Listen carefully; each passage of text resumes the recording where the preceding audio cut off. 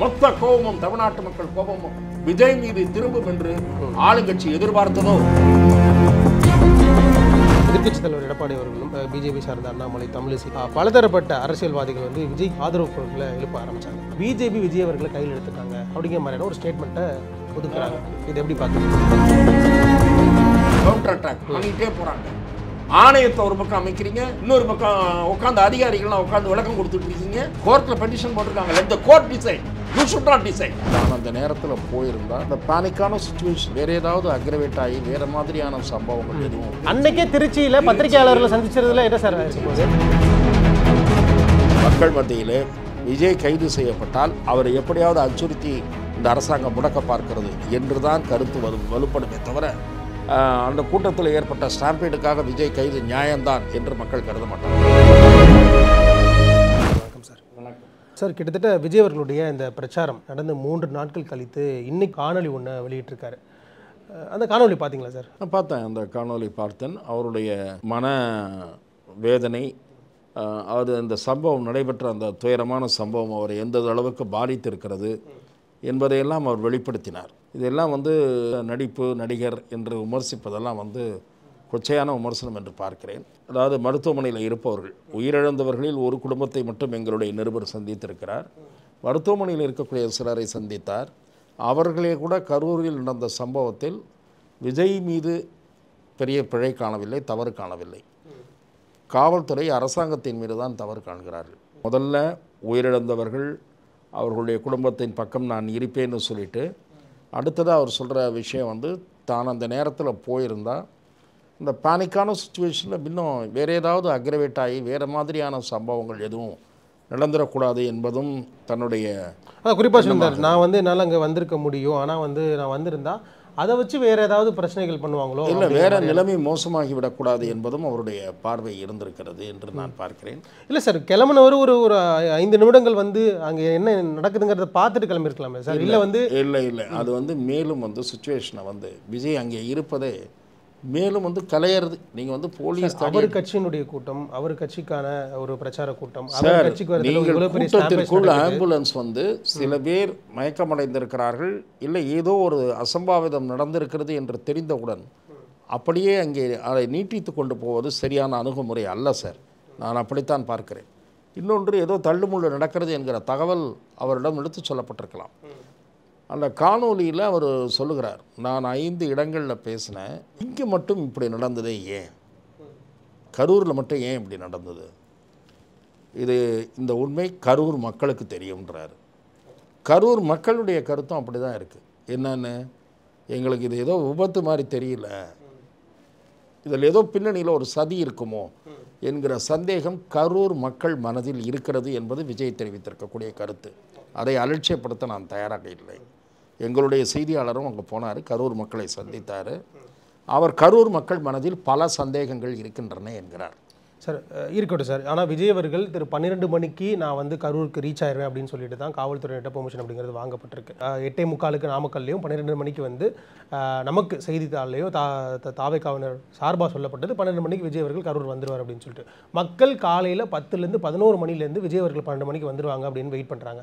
Wait பண்ண கூட்டம் increase ஆகுது. விஜய் நாமக்கல்ல முடிச்சுட்டு வர்றப்ப அந்த வர கூட்டமும் இங்கே சேர்றதுனால தான் இந்த ஸ்டாம்பேஜ் கொலாப்ஸ் ஆச்சு அப்படிங்கிறாங்க. அவர் தாமதமாக வருகிறார் அல்லது இங்கே கூட்டம் அதிகரித்து கொண்டே போகிறது, ஸ்வெல் ஆகிக்கொண்டே போகிறது. அவருடைய தாமதத்தை நான் எந்த வகையிலும் நியாயப்படுத்தவில்லை. முன்பே சொல்லியிருக்கிறேன், விஜய் தொடர்ந்து இதே மாதிரி அணிவகுப்பாக வந்து கொண்டிருக்க முடியாது என்று.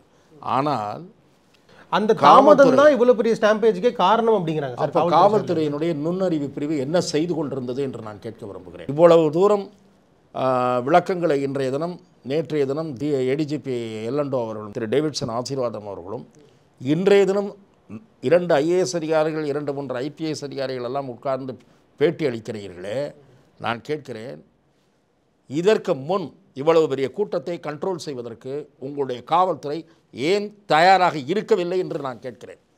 அப்பொழுதுதான் என்ன சந்தேகம் வருகிறது, விஜய் கட்சி மீது வெறுப்பு வரட்டும் மக்களுக்கு. அவர்கள் இந்த சம்பவத்தை எதிர்பார்த்திருக்க மாட்டார்கள். அரசாங்கம் நான் இந்த சம்பவத்தை எதிர்பார்த்தது என்று சொல்லவில்லை. போக்குவரத்து சீர்கேடு, மக்கள் பாதிப்பு, அவதி, எந்த ஒரு ஃபங்க்ஷனுக்கு போகிறோன்னு நினைக்கிறவங்களோ, ஒரு துக்கத்துக்கு போகிறோன்னு நினைக்கிறவங்களோ போக முடியாத சூழல், பஸ் டிலே ஆகிறது, டிராஃபிக் ஜாம் ஆகிறது. திட்டுவான்ல ஒரு 10 பேர், திட்டட்டும்னு நினச்சிங்களா? என்ன உங்கள் நோக்கம் என்ன? நான் சொல்லுகிறேன் சார், டைம்ஸ் ஆஃப் இந்தியா பத்திரிகையில் நேற்று அல்லது இன்று என்று நினைக்கிறேன், நாக்பூருடைய சிட்டி போலீஸ் கமிஷனர் ஒரு நேர்காணல் கொடுத்திருக்கிறார். அவரிடம் கரூர் சம்பவத்தை பற்றி கேள்வி கேட்டிருக்கிறார்கள். கரூர் சம்பவம் பற்றி ஸ்பெசிஃபிக் கொஸ்டின். அவர் சொல்லுகிறார் ஒரு க்ரௌடு மேனேஜ்மெண்ட் என்பது போலீஸுக்கு பயிற்சியில் ஒன்று. டிசாஸ்டர் அல்லது பேனிக் ஒரு சுச்சுவேஷன் வருகிறது என்றால் அதை காவல்துறை எப்படி கையாள வேண்டும் என்ற பயிற்சி ஐபிஎஸ் அதிகாரிகளுக்கு கொடுக்கப்பட்டிருக்கிறது, காவல் உயர் அதிகாரிகளுக்கு கொடுக்கப்பட்டிருக்கிறதுன்னு. அந்த பயிற்சியை அங்கே இருக்கக்கூடிய அதிகாரிகள் பெறவில்லையா? இங்கே இருக்கக்கூடிய உயர் அதிகாரிகள் அதை கணிக்கவில்லையா? விஜய் போகிற இடங்களில் நான் கேட்கிறேன், இது 6வது கூட்டம் தானே, 5 கூட்டங்களில் எப்படி நடந்திருக்கு? இல்லை, அதை தான் கேட்க வர. அவர் அந்த காணொலியில் சொல்லியிருந்தாரு, இதுக்கு முன்னாடி பல இடங்களில் பேசியிருக்கோம், ஆனால் இங்கே கரூரில் மட்டும் இது ஸ்பெசிஃபைடாக நடக்கிறதுக்கு காரணம் இதுக்கான பதில் மக்களுக்கு தெரியும் அப்படிங்கிற மாதிரியான விஷயங்களையும் சொல்கிறேன். அதுதான் நான் சொல்கிறேன், மக்கள் மத்தியில் சந்தேகம் இருக்கிறது என்கிறேன் நான். கரூர் மக்கள் மத்தியில், குறிப்பாக கரூர் மாவட்ட மக்கள் மத்தியில், கரூர் நகர மக்கள் மத்தியில் இது குறித்த சந்தேகம் இருக்கிறது. நான் சொல்கிறேன் சார், அவசர கதியில் ஒரு ஆணையத்தை அமைக்கிறீர்கள். இந்த அரசாங்கத்தினுடைய நோக்கங்களே எனக்கு சந்தேகத்தை எழுப்புகின்றன. நீங்கள் முதலமைச்சர் உடனடியாக தலைமைச் செயலகத்திற்கு சென்றார், மருத்துவர்களை அனுப்பினார், மருத்துவமனைக்கு கூடுதல் டாக்டர்களை வரவழைத்தார், எல்லாம் ரைட்டு. ஆணையம் அமைக்கிறீர்களே, டேர்ம்ஸ் ஆஃப் ரெஃபரன்ஸ் போட்டீர்களா? அது ஏதாவது ஜீவோ வந்துதா? அந்த ஆணையம் என்னென்ன விஷயங்களை விசாரிக்கும்? எந்த ஆணையம் அமைக்கப்பட்டாலும் டேர்ம்ஸ் ஆஃப் ரெஃபரன்ஸ் வகுக்கப்படும். அந்த டேர்ம்ஸ் ஆஃப் ரெஃபரன்ஸ் ஏதாவது ஒரு பத்திரிகையில் நீங்கள் படித்தீர்களா? நான் படிக்கவில்லை. ஜியோ வந்ததா? அந்த ஆணையத்திற்கு அலுவலகம், உதவியாளர்கள் எல்லாம் அமைக்கப்படும், பின்னாளில் அமைக்கப்படும். ஆணையம் எதை பற்றி விசாரிக்க வேண்டும்? அதை ஏன் அரசாங்கம் தெளிவுபடுத்தவில்லை? முதலில் என்ன அவசரம் அப்படி உங்களுக்கு? ஏனென்றால் இந்த அரசாங்கத்தினுடைய போலீஸ் விசாரணையில் மக்களுக்கு நம்பிக்கை வராது என்று இவர்களுக்கே தெரிந்திருக்கிறது. அதனால்தான் பல்வேறு கட்சிகள் சிபிஐ விசாரணை கேட்கிறார்கள். திமுகவினுடைய ஜால்ரா கட்சிகளை தவிர மற்ற பல கட்சிகள் அனைத்தும் சிபிஐ விசாரணை கேட்கின்றன. அரசாங்கத்தின் மடியில் கனம் இல்லை என்றால் அவர்களுக்கு இது எல்லா தப்பும் விஜய் மேலே தான் போட பார்க்குறாங்க. சரி, சிபிஐ விசாரணை கொடுங்க, சிபிஐக்கு கொடுங்க. இல்லாட்டால் கோர்ட்டு கொடுக்க வேண்டிய நிலைமை ஏற்பட்டதுன்னா உங்களுக்கு அசிங்கம். சென்னை ஹைகோர்ட்டோ உச்சநீதிமன்றமோ இந்த சந்தேகங்கள் தாவேகா தரப்பு மனுவோ அல்லது வேறு சிலர் பொது வழியில் எழுப்புகிற சந்தேகங்களோ நியாயமானவை என்று முடிவு செய்து ஒரு நேர்மையான சுயமோட்டோவாக வழக்கை எடுக்கப்பட்டாலோ அல்லது சிபிஐ விசாரணைக்கு போகலாம் என்று உயர்நீதிமன்றமோ உச்சநீதிமன்றமோ முடிவெடுத்தால் அது இந்த அரசாங்கத்துக்கு அசிங்கம். அதற்கு முன்பாக நீங்கள் சிபிஐயிடம் இந்த வழக்கை ஒப்படைக்க தயாரா என்று நான் கேட்கிறேன். சார், அன்னைக்கு இவ்வளோ பெரிய அசம்பாவிதம் நடக்குது. விஜய் அவர்கள் வெளியேறாரு. வெளியேறதுக்கு முன்னாடியே ஹாஸ்பிட்டலுக்கு நிறைய பேர் போக ஆரம்பிச்சிட்டாங்க. இங்கேருந்து திருச்சி போகிறவர் ஒரு 5 நிமிடங்கள் ஒதுக்கி மருத்துவமனையில் போய் சந்திச்சு போகிறதுல எவ்வளோ இல்லை. நீங்கள் சொல்லுவது இது நான் என்ன சொல்கிறேன், சந்தித்திருக்கலாமா வேண்டாமா அதெல்லாம் வேற. நான் அடுத்த நாளோ அதற்கு அடுத்த நாளோ போயிருக்க வேண்டும் என்று நினைக்கிறேன். அன்றைக்கு சார் அன்னைக்கே திருச்சியில் இல்லை சார் இல்லை அன்றைக்கே திருச்சியில் பத்திரிகையாளர்களை சந்திச்சதுல என்ன சார் செய்தியாளர்களை சந்தித்திருக்க வேண்டும். நான் முடித்து விடுகிறேன். செய்தியாளர்களை சந்தித்திருக்க வேண்டும் என்ற கருத்தை நான் தெரிவித்திருக்கிறேன். அவருக்கு ஏற்பட்ட அதிர்ச்சி, அவர் அதிர்ச்சியில் இருந்திருப்பார். நிச்சயமாக வருத்தத்தை யாராக இருந்தாலும் வருத்தத்தில் தான் சார் இருப்பாங்க. நான் யாருடைய வருத்தத்தையும் நான் நாடகம் என்று சொல்ல தயாராக இல்லை. ஆளுங்கட்சியைச் சேர்ந்த மந்திரியினுடைய அழுகையை கூட நாடகம் என்று சில பேர் விமர்சிக்கிறார்கள். நான் நாடகம் என்று சொல்ல விரும்பவில்லை. எதற்காக சொல்லுகிறேன் என்றால், அவர் போனால் சரியாக வராது, போக வேண்டாம், காவல்துறை தடுக்கும் என்று நிர்வாகிகள் மத்தியிலே ஆலோசனை நடைபெற்றிருக்கலாம். அது நமக்கு தெரியாது. ஆனால் அடுத்த நாளாவது ஒரு நாள் கழித்தாவது அவர் மருத்துவமனை போயிருக்க வேண்டும். இன்னைக்கு இந்த காணொலி வெளியிட்டு பதிலாக நேரடியாக போயிருக்கலாம். நான் சொல்லுகிறேன், நிச்சயமாக போயிருக்கலாம். அது போகாதது என்பது நிச்சயமாக அது பல பேர் ஏற்க மாட்டார்கள். அதை ஜஸ்டிஃபை பண்ண முடியாது. அவர் நிச்சயமாக நான் உங்களை தேடி வருவேன் என்ற அந்த காணொலியிலே சொல்லியிருக்கிறார். பாதிக்கப்பட்ட குடும்பங்களை சந்திக்க நான் நேரடியாக வருவேன் என்று சொல்லியிருக்கிறார். அரசியல் ரீதியாகவும் அரசியல் பேசியிருக்கிறார். என்ன காரணம் இருக்குன்னு நினைக்கிறீங்க சார்? ஏன்னா கிட்டத்தட்ட முதல் நாள் ஓகே, நீங்கள் சொல்கிற மாதிரி இங்கே நிறைய கிளம்சினஸ் ஏற்பட்டிருக்கும், அதனால் போகல. 2வது நாளும் ஓகே விட்டுடலாம். 3வது நாள் இன்னைக்கு இந்த காணொலி வெளியிடுறதுக்கு பதிலாக நேரடியாக விஜய் அவங்க போய் வீடுகளில் மக்களை சந்திச்சிக்கலாம்ல. நிச்சயமாக நிர்மலா சீதாராமன் அவர்கள் வந்து சந்திக்கிறாங்க, அமைச்சர்கள் வந்து சந்திக்கிறாங்க. இன்னைக்கு இல்லை சார், இல்லை சொல்லிடுறேன், இன்னைக்கு என்டிஏ குழுவை சேர்ந்த எம்பிக்கள் வந்து சந்திக்கிறாங்க. விஜய் சொல்கிறேன், தயவு செய்து அவர் போகாததை நான் நியாயப்படுத்தலை. ஆனால் அவர் தரப்பில் நின்றும் நாம் யோசிக்க வேண்டும். மறுபடியும் ஒரு கூட்டம் சேரும் விஜயை பார்ப்பதற்கு. இவ்வளவு நடந்த பிறகும் நீங்கள் பொதுமக்களை குற்றம் சாட்டாமல் இருப்பதும் தவறு என்கிறேன் நான். பொதுமக்கள் மீதும் குறிப்பாக திரு விஜய் அவர்கள் பெண்களும் குழந்தைகளும் வர வேண்டாம், குழந்தைகளை அழைத்துக்கொண்டு பெண்கள் வர வேண்டாம், முதியவர்கள் வர வேண்டாம் என்று அப்பீல் விட்டார். ஏன் அவ்வளவு க்ளோஸ் குவார்ட்டர்ஸில் போய் பார்க்க வேண்டும் என்று துடிக்கிறீர்கள்? அதே மாதிரி போலீஸ் க்ளோஸ் குவார்ட்டர்ஸில் பப்ளிக் நெருங்குவதற்கு எப்படி அனுமதிக்கிறீர்கள்? நான் கேட்கிறேன். அவருக்கு ஒய்பிரிவு பாதுகாப்பு இருக்கிறது. பேரிகேடு சுத்தீர போட்டு அவர் வரும்போது மட்டும் பேரிகேடை நோத்திட்டு அவர் வண்டி வரும். கட்டைகளுக்கு பின்னால் தான் பொதுமக்கள் இருப்பார்கள். இதெல்லாம் நான் பார்த்துருக்கிறேன். செல்வி ஜெயலலிதா பிரச்சாரத்திற்கு போகும்போது ரோப் போடுவார்கள். பேரிகேட் அவர் வந்து நிற்கிற பாயிண்டில் தான் வரும். அந்த இன்சைடில் யார் இருப்பார்கள் என்றால், ஆட்சியில் இருந்தாலும் சரி இல்லாவிட்டாலும் சரி மிக மிக முக்கிய நிர்வாகிகள் மட்டும்தான் உள்ளே இருப்பார்கள். எல்லாரையும் வதான் உள்ளே விட்டுற மாட்டாங்க. நான் க்ளோஸ் குவார்ட்டர்ஸில் இருந்து பார்த்துருக்கிறேன். செல்வி ஜெயலலிதா அவர்களுக்கும் அன்றைய காவல்துறை உயர் அதிகாரிகள் 1-2 பேருக்கும் நான் நன்கு அறிமுகமானவன் என்கிற வகையிலே அவர் வாகனம் நிற்கும் இடத்திற்கு அருகே நிற்க நான் அனுமதிக்கப்பட்டிருக்கிறேன். எஸ்பி வந்து மானிட்டர் பண்ணிவிட்டு போவார். நான் ஏன் விஜய்க்கு எஸ்பி வரவில்லை என்று நான் கேட்கவில்லை. ஆனால் திரு அண்ணாமலை சொல்லியிருக்கிறார், இது ஃபெயிலியர் ஆஃப் செக்யூரிட்டி லாப்சஸ் என்று சொல்லியிருக்கிறார். இந்த எஸ்பி சஸ்பெண்ட் பண்ணணுன்றார். அமுதா ஐஏஎஸ் அவர்கள் வந்து ஒரு தெளிவான விளக்கத்தை கொடுத்திருக்காங்களே சார், என்ன மாதிரியான பாதுகாப்பு இல்லை, என்ன மாதிரியான பாதுகாப்பு கவர்மெண்ட் சைட்லேருந்து கொடுக்கப்பட்டுச்சுன்னு ஒரு தெளிவான விளக்கத்தை வந்து காணொலியோட வெளியிடுறாங்களே. நான் பார்த்தேன். அவர்களெல்லாம் உட்கார்ந்து பேட்டி அளித்திருக்கிறார்கள். அதனுடைய சாராம்சத்தை நான் பார்த்து விட்டேன். நான் உங்களுக்கு சொல்லுகிறேன், இந்த மாதிரி பேட்டி கொடுப்பதே ஒரு விசாரணை ஆணையத்தை அமைத்ததற்கு பிறகு அர்த்தமற்ற பேட்டி. நீங்கள் என்னத்துக்கு இப்படி அவ்வளவாக இது பண்ணுறீங்க? இட் ஷோஸ் தி டென்ஸ் இந்த கவர்மெண்ட் சைடு. அவர்களுடைய பதற்றத்தை வெளிப்படுத்துகிறது. ஏனென்றால் குற்றச்சாட்டுக்கள் சரமாரியாக வர தொடங்கியவுடன் இவர்கள் பதற்றம் அடைகிறார்கள். விஜய் மீது கோபம் திரும்பும் என்று, மொத்த கோபமும் தமிழ்நாட்டு மக்கள் கோபமும் விஜய் மீது திரும்பும் என்று ஆளுங்கட்சி எதிர்பார்த்ததோ என்றுதான் நான் இதை வைத்து பார்க்கிறேன். அது திரும்பாததால் இவர்கள் என்ன பண்ணுறாங்க, அந்த டெவலப் பண்ணிகிட்டே போகிறாங்க, கவுண்டர் அட்டாக் பண்ணிகிட்டே போகிறாங்க. ஏன் ஆணையத்தை போட்டு நீங்களாம் உட்காந்து பேசிகிட்டு இருக்கீங்க? அப்போ நீங்களே முடிவுரை எழுதி கொடுத்துருங்களேன், ரிப்போர்ட்டு இதான் ரிப்போர்ட்டுன்ட்டு. ஆணையம் வேண்டாம், நீங்களே சொல்லிடுங்க மக்களுக்கு இதுதான் நடந்தது, ஒரு விளக்க அறிக்கை. ஆணையத்தை ஒரு பக்கம் அமைக்கிறீங்க, இன்னொரு பக்கம் உட்காந்து அதிகாரிகள்லாம் உட்காந்து விளக்கம் கொடுத்துட்ருக்கீங்க, ஒவ்வொரு பாயிண்ட்டுக்கும் பதில் சொல்லிட்டு இருக்கீங்க. கோர்ட்டில் பெட்டிஷன் போட்டிருக்காங்க, let the court decide, you should not decide.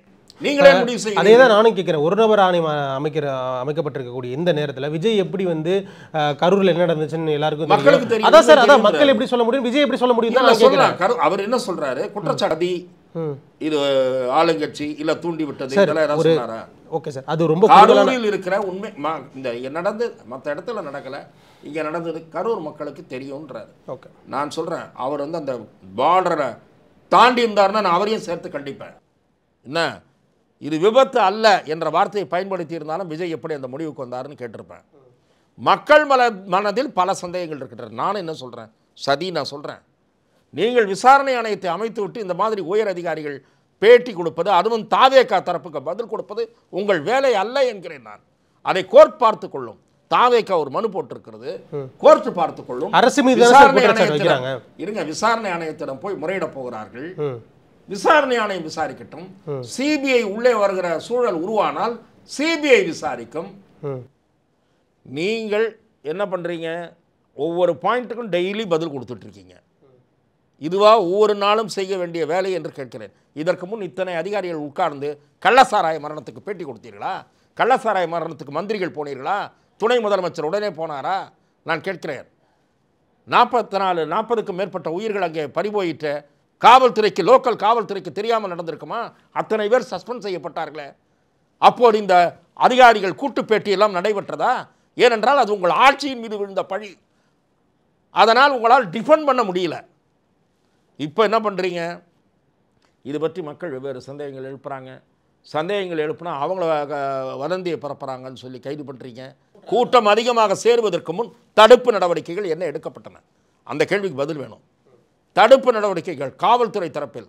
நான் என்ன சொல்கிறேன், ஒரு top official, local official should consult with புசி அண்ட் இவர் அந்த மாவட்ட காவல்துறை அதிகாரிகள் சொன்னதாக தான் சொல்கிறாங்க சார். இன்னைக்கு காலையில் நீதிமன்றத்தில் முடிச்சார். இன்னைக்கு காலையில் நீதிமன்றத்தில் காவல்துறை வைக்கப்பட்டது. நாங்கள் வந்து நிர்வாகிகள்கிட்ட அறிவுறுத்தினோம், 2ஆம் கட்ட நிர்வாகிகள்கிட்ட வந்து நாங்கள் அறிவுறுத்தினோம், கூட்டம் அதிகமாக இருக்குது, விஜய் இங்கே நின்று பேச சொல்லுங்க அப்படின்னு கேட்டோம். அவங்க தான் கேட்காம உள்ளே போனாங்க அப்படின்னு பல கேள்விகள் இவர்கள் எழுப்புகிறார்கள். இவர்கள் சில பதில்களை கூறுகிறார்கள். இறுதியில் எது உண்மை என்று ஆணையம் தான் முடிவு செய்யணும். இது ஒரு பக்கம் இருக்கட்டும். சார் சாதாரணமான நான் கேள்வி கேட்குறேன் சார். 3-4 கூட்டத்தில் பெருங்கூட்டம் வருது. அவன் 5000 பேர் தான் வருவான்றான். இங்கே பார்த்தா 10,000 பேர் வரான், 20,000 பேர் வரான். அவன் சொல்கிறது நடக்கலை.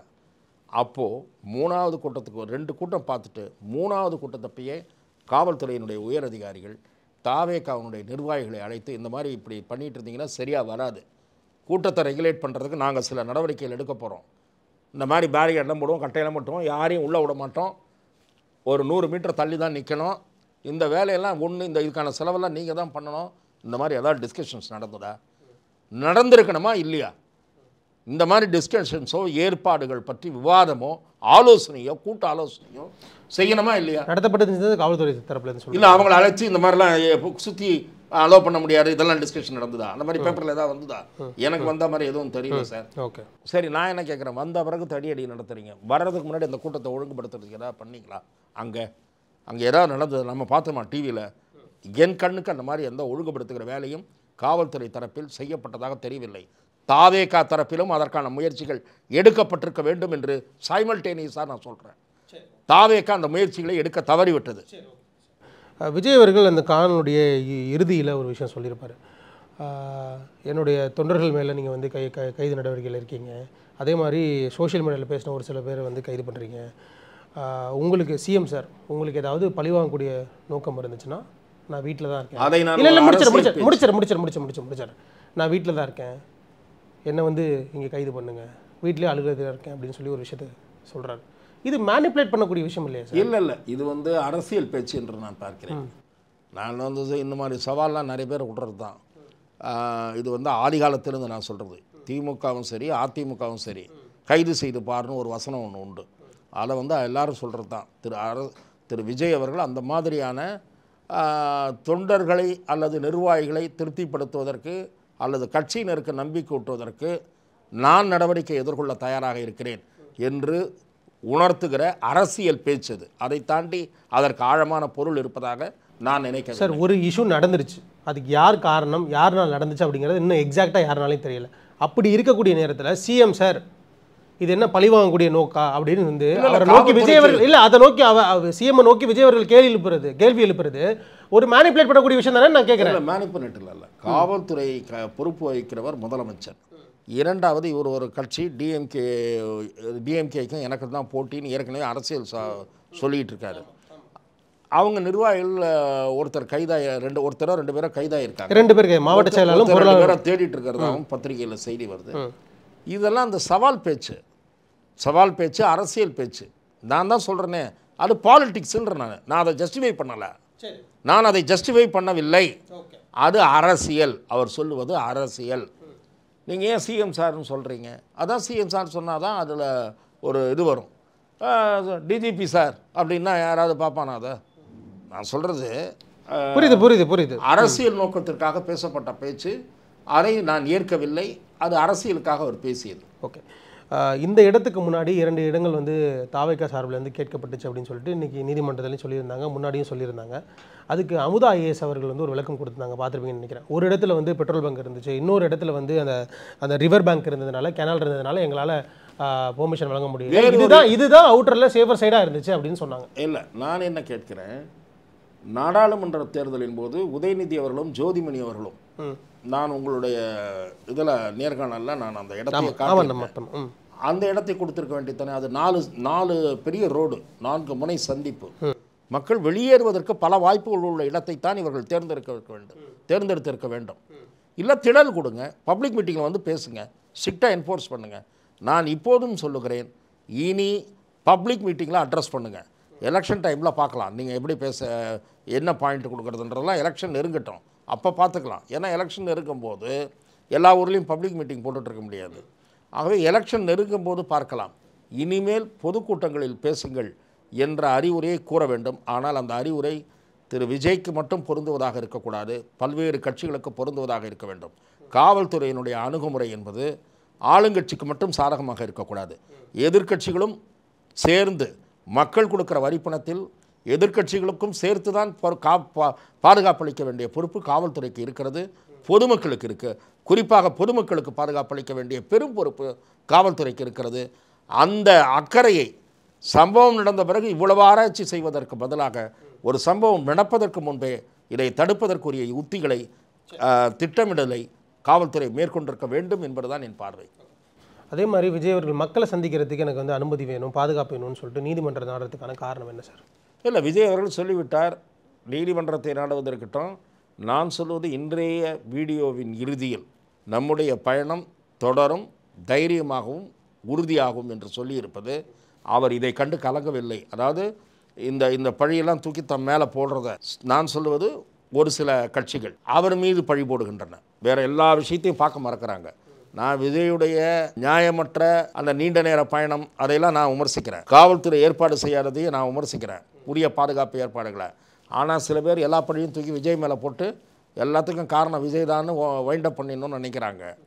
இந்த பழியை தூக்கி போடுறது அவரை பாதிக்காது என்பது தான் அவருடைய ஸ்டேட்மெண்ட்டு. சார், எதிர்க்கட்சித் தலைவர் எடப்பாடி அவர்களும் பிஜேபி சார்ந்த அண்ணாமலை, தமிழிசை, இப்படி பலதரப்பட்ட அரசியல்வாதிகள் வந்து விஜய்க்கு ஆதரவு குரல்களை எழுப்ப ஆரம்பித்தாங்க. ஆனால் இது இங்கே எப்படி புரிந்து கொள்ளப்படுது, இங்கே எப்படி எடுத்துக்கொள்ளப்படுது, இங்கே இருக்கக்கூடிய சில ஜேர்னலிஸ்ட்னாலையும் அவங்க வைக்கக்கூடிய வாதம் அப்படிங்கிறது என்னவா இருக்குன்னா, பிஜேபி விஜய் அவர்களை கையில் எடுத்துட்டாங்க அப்படிங்கிற மாதிரியான ஒரு ஸ்டேட்மெண்ட்டை நான் அப்படி எப்படி பார்க்குறீங்க? திராவிட முன்னேற்ற கழக அரசு இந்த விவகாரத்தை விஜய்க்கு எதிராக திருப்பக்கூடிய வாய்ப்புகள் அதிகமாக இருப்பதாக எதிர்க்கட்சிகள் சந்தேகிக்கின்றன.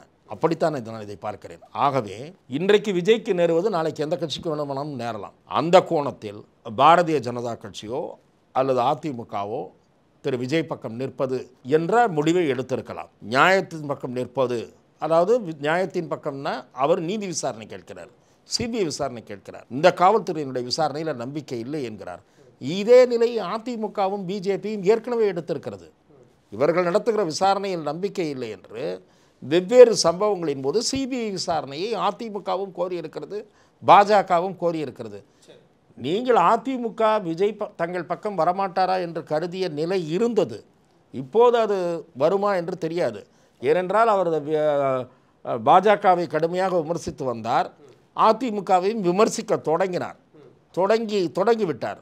ஆகவே அதற்கான வாய்ப்பு உருவாகும் என்று கருதி இவர்கள் ஆதரிக்கிறார்கள் என்று நான் நினைக்கவில்லை.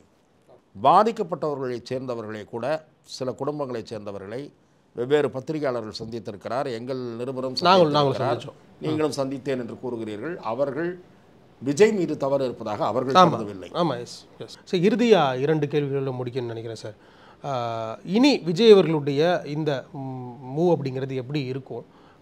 ஏன்னா இதுக்கப்புறம் வந்து நிறைய விஷயங்கள் இருக்குது, நிறைய வழக்குகள்.